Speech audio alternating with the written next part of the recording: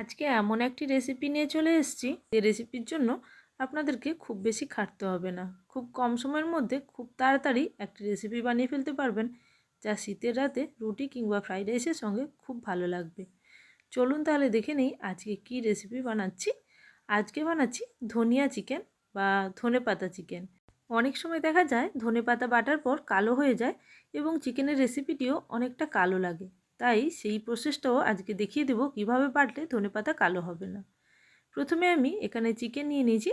চিকেনে অল্প পরিমাণে লবণ, হলুদ এবং কিছুটা সর্ষের তেল মাখিয়ে রেখে দিয়েছিলাম।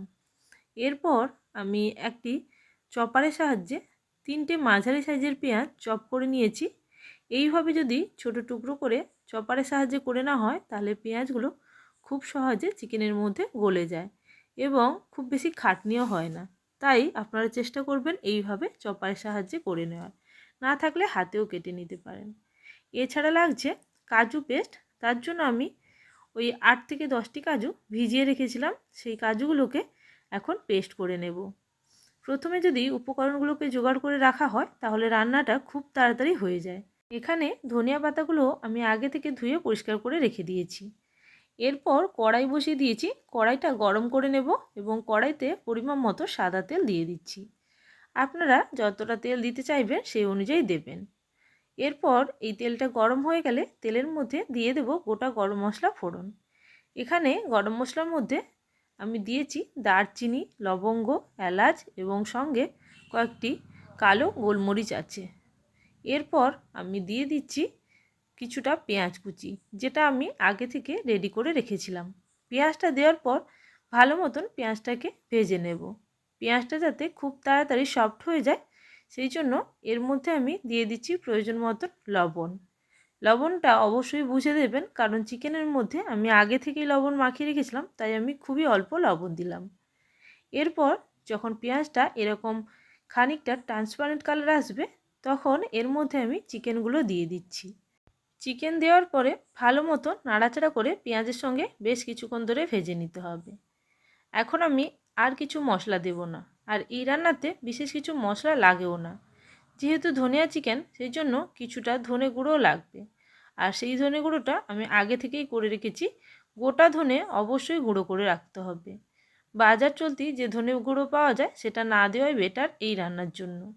এরপর ভালো মতন পেঁয়াজের সঙ্গে চিকেনটাকে বেশ কিছুক্ষণ ধরে কষিয়ে নেব। তারপর কিছুটা কষানো হলে এর মধ্যে আমি আদা রসুনের পেস্ট দিয়ে দেবো। এখানে আমি 1 টেবিল স্পুন পুরো ভরে দিলাম আদা রসুন। এরপর ভালো মতন আবারও মিশিয়ে নেব। সব কিছু ভালো মতন মিশিয়ে নিতে থাকবো এবং চিকেনটাকেও তার সঙ্গে কষতে থাকবো। চিকেন যত ভালো করে কষা হবে তত এই রান্নার ফ্লেভার ভালো আসবে। কষতে কষতেই চিকেনটা প্রায় 80% সেদ্ধ হয়ে যাবে, এমনভাবে চিকেনটাকে কষতে হবে। এরপর আমি এই চিকেনের মধ্যে দিয়ে দেব ধনে গুঁড়ো, যেটা আমি আগে থেকে করে রেখেছিলাম। এই ধনে আমি ঘরেই গুঁড়ো করে নিয়েছি। গোটা ধনে মিক্সিতে দিয়ে গুঁড়ো করে নিয়েছিলাম।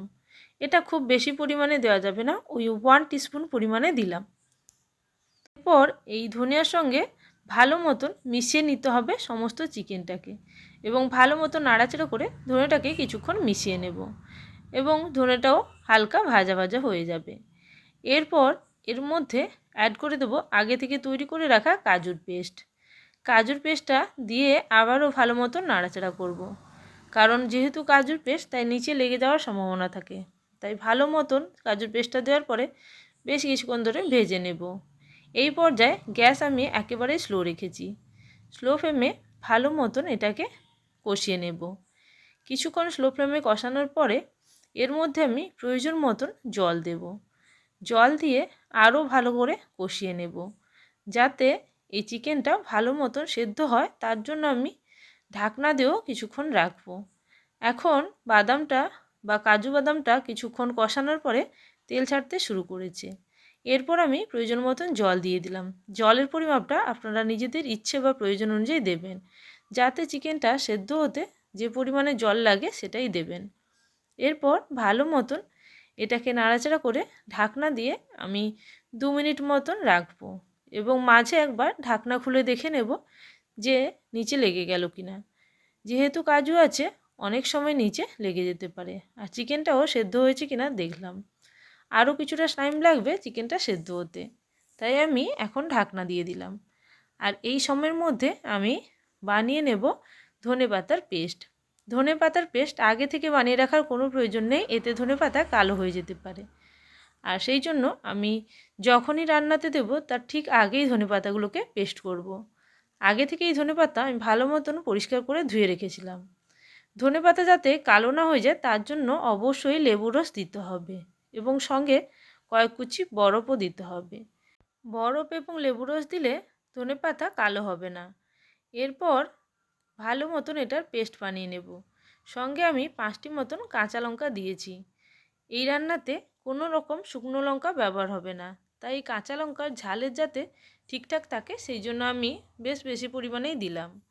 এরপর অল্প জল দিয়ে এটাকে পেস্ট বানিয়ে নিয়েছি। আপনারা প্রয়োজন মতন জল দিয়ে এটার পেস্ট বানিয়ে নেবেন। দেখেছেন কালারটা কতটা ভালো আছে। আর এদিকে চিকেনটা আমি দেখে নেব সেদ্ধ হলো কি না পুরোপুরি, এবং গ্রেভিটাও অনেকটা এখন তেল ছাড়তে শুরু করেছে। এরপর আমি ভালো মতো নাড়াচাড়া করে নেব এবং একেবারে শেষে ধনেপাতার পেস্টটা দিয়ে দেব। আর বিশেষ কিছু উপকরণ এখানে দেওয়ার বাকি নেই, তবে ধনেপাতা দেওয়ার পরে খুব বেশিক্ষণ ফোটানো যাবে না।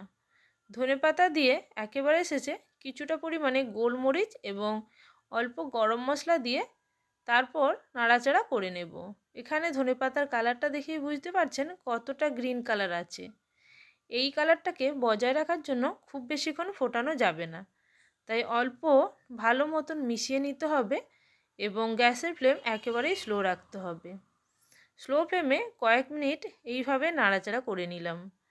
এখন পুরোপুরি চিকেনের মধ্যে ভালো মতন ধনেপাতাটা মিশে গেছে। এরপর গ্যাসের ফ্লেম স্লো রাখবো এবং বাকি কিছু মশলা দেব। যেমন এখানে কিছুটা দিয়ে দিচ্ছি গোলমরিচ। গোলমরিচটা অবশ্যই দিতে হবে, এটার ফ্লেভারটা আরও বেশি ভালো আসবে। এরপরে একেবারে অল্প 1/4 টিস্পুন পরিমাণে দিয়ে দিলাম আমি গরম মশলা। এরপর ভালো মতন মিশিয়ে নিলাম। রান্নাটা পুরোপুরি রেডি। রান্না থেকে দেখতেই পাচ্ছেন সাইডে তেল ছেড়ে দিয়েছে, তার মানে ধনিয়া চিকেন একেবারে রেডি। একেবারে শেষে অল্প পরিমাণে বাটার দেব, যাতে রেস্টুরেন্টের যে টেস্ট পাই সেই টেস্ট আনার জন্য। বাটার দিয়ে মিশিয়ে নিলেই রান্নাটা পুরোপুরি রেডি। রুটি কিংবা পরোটা বা ফ্রাইড রাইস যে কিছুর সঙ্গেই এই রেসিপিটি খুবই ভালো লাগবে। বাড়িতে একবার ট্রাই করে দেখতে পারেন যদি কোনো দিন না ট্রাই করে থাকেন। আমার এই রেসিপিটি আপনাদের কেমন লাগলো অবশ্যই কমেন্ট সেকশানে জানাবেন। আর যারা এখনও পর্যন্ত চ্যানেলটিকে সাবস্ক্রাইব করেননি অবশ্যই চ্যানেলটিকে সাবস্ক্রাইব করে নিয়ে পাশে থাকা বেল নোটিফিকেশানে ক্লিক করে রাখবেন, যাতে আমার চ্যানেলে নতুন রেসিপি আসার সঙ্গে সঙ্গে আপনাদের কাছে সবার আগে নোটিফিকেশান পৌঁছে যায়। তাহলে আজকের জন্য এই পর্যন্ত, আবারও চলে আসবো নতুন কোনো রেসিপির সঙ্গে। ততক্ষণের জন্য সবাই ভালো থাকবেন, সুস্থ থাকবেন। Thank you for watching my video.